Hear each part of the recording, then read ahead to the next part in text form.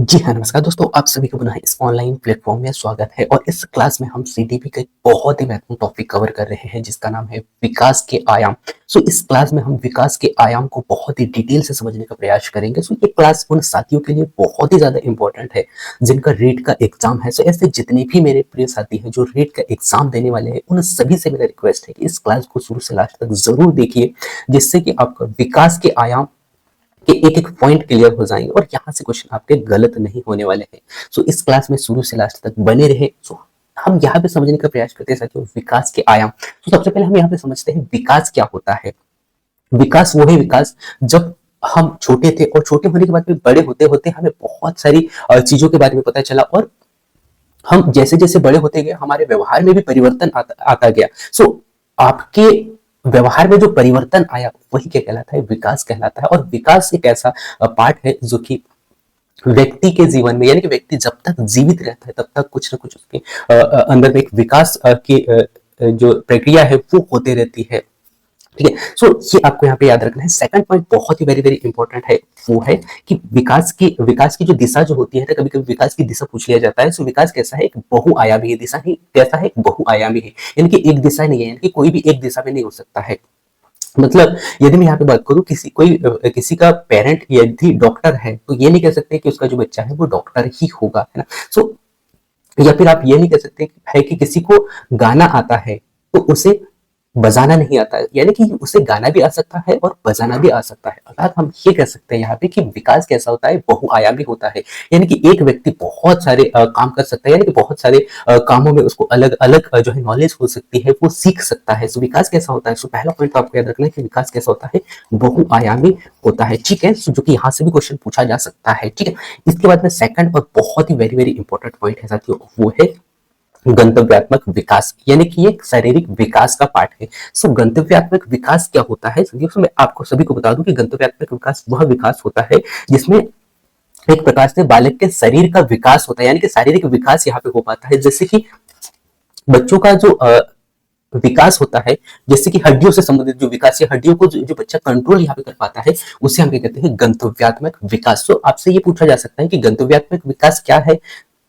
आपको ये याद रखना है कि गंतव्यात्मक विकास वह विकास होता है जिसमें बालक जो है अपने शारीरिक विकास से अपने हड्डियों को कंट्रोल कर पाता है, हड्डियों को कंट्रोल करना सीखता है।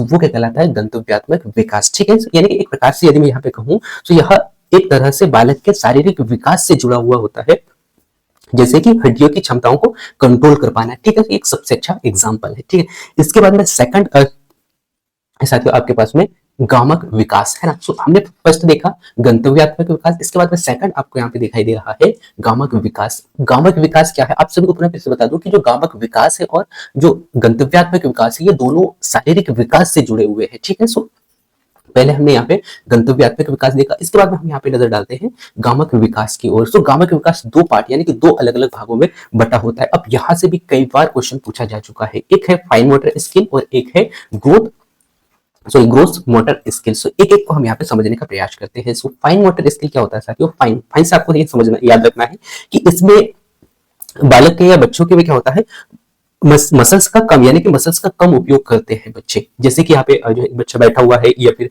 कोई बच्चा यदि खाना खा रहा है या कोई बच्चा लिख रहा है, तो वो कैसे क्या क्या, क्या हो रहा है, यहाँ पे मसल्स का कम उपयोग हो रहा है। उसे हम क्या कहते हैं, फाइन मोटर स्किल। ठीक है, आपको ये याद रखना है कि इसमें क्या करेंगे, हम मसल्स का कम उपयोग करते हैं। ठीक है, ये याद रखना है, मसल्स का कम उपयोग यहाँ पे होता है। ठीक है, ये आपको याद रखना है और यहाँ से कई बार क्वेश्चन पूछा जा चुका है। इसके बाद में जो है ग्रोस मोटर स्किल, ग्रोस से आपको याद रखना है कि इसमें क्या होगा, मसल्स का अधिक उपयोग होगा। ठीक है, इसमें क्या होगा, अधिक उपयोग यहाँ पे होगा। ठीक है, जैसे कि यहाँ पे एक बच्ची क्या कर रही है, दौड़ रही है ना, या फिर छलांग लगा रही है, तो यहाँ पे क्या हो रहा है, मसल्स का अधिक उपयोग हो रहा है। जैसे एग्जांपल के तौर पे यदि मैं यहाँ पे देखूँ, दौड़ना मसल्स का उदाहरण है, कूदना है ना, कूदना हो गया, या फिर कोई तैर रहा है तो भी वो किसका उदाहरण है, ग्रोस मोटर स्किल का, क्योंकि यहाँ पे मसल्स का अधिक उपयोग हो रहा है।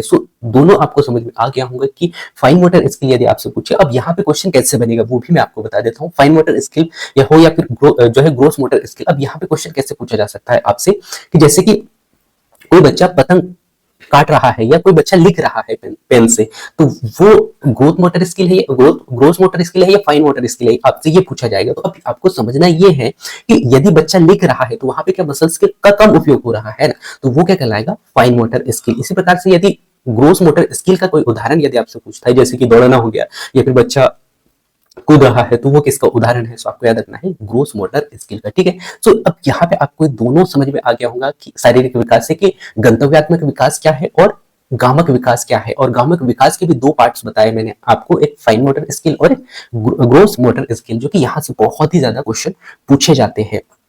और खासकर सीटेट हो या रेट हो, इनमें तो क्वेश्चन बहुत ही ज्यादा यहाँ से पूछे जाते हैं। सो इन पॉइंटों को आपको याद रखना है। इसके बाद मैं सेकंड पॉइंट को लेकर चलता साथियों, जो कि ये भी बहुत ही वेरी वेरी इंपॉर्टेंट है। सो सेकंड पॉइंट आपको यहाँ पे देखने को मिल रहा होगा मानसिक विकास। और मानसिक विकास हो या संवेगात्मक विकास हो, इन दोनों का संबंध किससे होता है, मस्तिष्क से होता है। यानी कि बालक जो है मस्तिष्क के माध्यम से उसको जो भी समस्याएं आएगी है ना, उनका क्या करता है, वो समाधान कर पाता है। सो आपको ये याद रखना है, यदि आपसे मानसिक विकास पूछे या संवेगात्मक विकास पूछे, तो इन दोनों का जो संबंध होता है वो किससे होता है, मस्तिष्क से होता है। ठीक है, सो ये आपको यहाँ पे याद रखना है। ठीक है, इसके बाद मैं सेकंड पॉइंट को लेकर चलता हूँ। और सेकंड पॉइंट है साथियों, ये भी बहुत ही वेरी वेरी इंपॉर्टेंट है। एक नोट आपको यहाँ पे याद रखना है कि विकास के सभी आयाम कैसे होते हैं, एक दूसरे पर निर्भर करते हैं। ये भी पॉइंट बहुत ही वेरी वेरी इंपॉर्टेंट, और यहाँ से भी क्वेश्चन सीटेट पूछ चुका है। सो हो सकता है कि शायद रेट एग्जाम में भी आपको ये क्वेश्चन देखने को मिले। सो विकास के सभी आयाम क्या करते हैं, एक दूसरे को प्रभावित करते हैं, एक दूसरे पर निर्भर रहते हैं। ठीक है, सो ये आपको यहाँ पे याद रखना है। इसके बाद सेकंड पॉइंट जो कि आपको यहाँ पे देखने को मिल रहा है, वो देखने को मिल रहा है अधिसंज्ञान, है ना। सो अधिसंज्ञान हो या फिर शारीरिक विकास हो, सो सबसे पहले हम यहाँ पे समझते हैं अधिसंज्ञान। अधिसंज्ञान क्या होता है साथियों, अधिसंज्ञान के माध्यम से जो है बालक जो है किसी भी समस्या का समाधान कर पाता है। यानी कि अधिसंज्ञान वह संज्ञान, या हम कह सकते हैं अधिसंज्ञान को यदि आप समझने का प्रयास करें तो इसमें क्या होगा कि बालक को यानी कि समस्या के बारे में, किसी भी समस्या का समाधान करने के बारे में बालक यहाँ पे सोच सकता है, उसके बारे में ज्ञान उससे प्राप्त हो जाता है। वो क्या करेगा, कोई भी समस्या का यहाँ पे समाधान कर पाता है ना, जैसे कि आप यहाँ पे इमेज में देख पा रहे हो। ठीक है, सो अपने सोचने के बारे में सोचना क्या कहलाता है, अधिसंज्ञान कहलाता है। अब यहाँ से भी आपसे क्वेश्चन पूछा जा सकता है।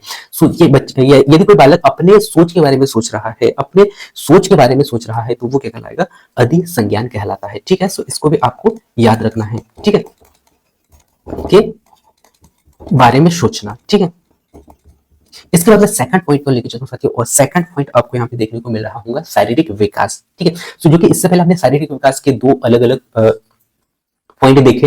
इसके बाद में शारीरिक विकास के और कुछ महत्वपूर्ण पॉइंट यहाँ पे देख लेते हैं, जो कि आपसे कभी कभी क्वेश्चन पूछ लेता है। ठीक है, तो शारीरिक विकास हो या मानसिक विकास हो, ये अपने आप में एक अंतर संबंधित होते हैं, शारीरिक विकास और एक मैंने कहा यहाँ पे मानसिक विकास। ठीक है, तो इसको भी आपको यहाँ पे याद रखना है। ठीक है, मानसिक विकास, मानसिक विकास, ये दोनों एक दूसरे पर यानी कि एक दूसरे से अंतर संबंधित होते हैं। ठीक है, सो ये भी आपसे क्वेश्चन पूछा जा सकता है। ठीक है, सो यहाँ पे आपको समझ में आ गया होगा कि अधिसंज्ञान क्या है, कि यदि कोई व्यक्ति या कोई बच्चा अपने सोच के बारे में सोच रहा है, जो कि उससे सोच के बारे में, यानी कि जैसे उससे कोई समस्या आ गई तो उस समस्या का समाधान के बारे में सोच रहा है बच्चा, तो वो क्या कर रहा है, वहां पे अधिसंज्ञान ले रहा है। यानी कि अधिसंज्ञान के माध्यम से जो है बच्चे उस समस्या का समाधान कर रहा है। सो कभी कभी क्या होता है कि क्वेश्चन आपसे ये पूछा जा सकता है कि यदि कोई बालक जो है अपनी समस्या का समाधान के बारे में सोच रहा है, तो वहां पे क्या आएगा, तो वहां पे किसका उदाहरण है, आपसे ये पूछा जा सकता है, तो वो उदाहरण है अधिसंज्ञान का। सो ऐसा क्वेश्चन आपसे पूछा जाता है। ठीक है, इसके बाद विकास के आयाम, जो कि मैंने आप सभी को बता दिया कि विकास के जो सभी आयाम कैसे होते हैं, एक दूसरे पर निर्भर होते हैं। ठीक है, शारीरिक विकास भी मैंने आपको यहाँ पे बताने का प्रयास किया, जो कि शारीरिक विकास और मानसिक विकास एक दूसरे पर अंतर संबंधित होते हैं। ठीक है, इसके बाद मैं नेक्स्ट पॉइंट को लेकर चलता हूँ साथियों, और नेक्स्ट भी बहुत ही वेरी वेरी इंपॉर्टेंट है, और वो है संवेग। संवेग में होता है साथियों अपने व्यवहार में परिवर्तन, या अपने व्यवहार में जो है अंतर को संबंधित करना। जैसे कि किसी के व्यवहार में जो है कोई गुस्सा होता है, या फिर कोई प्रसन्न रहता है ना, या फिर हम कह सकते हैं प्रसन्न या फिर आश्चर्य रहता है, तो यहाँ पे क्या होगा कि इसमें बालक के व्यवहार में यहाँ पे परिवर्तन हमें देखने को मिलेगा, कभी गुस्सा, कभी प्यार, कभी प्रसन्न, है ना। सो ये आपको यहाँ पे याद रखना है। संवेग मींस क्या होता है, अपने व्यवहार में परिवर्तन, जैसे कि गुस्सा, प्यार या प्रसन्न है। ठीक है, अब इसके बाद में बहुत ही वेरी वेरी इंपॉर्टेंट पॉइंट्स को लेकर चलता हूँ। संवेग कैसा है, संवेग जन्मजात होता है। क्यों, क्योंकि बालकों में जब कोई छोटा बच्चा जो होता है, तो उसमें प्रसन्न यानी कि खुश होने का, या फिर गुस्सा होना, या फिर ये जो दोनों गुण जो पाए जाते हैं ना, वो कैसे पाए जाते हैं? जन्मजात होते हैं।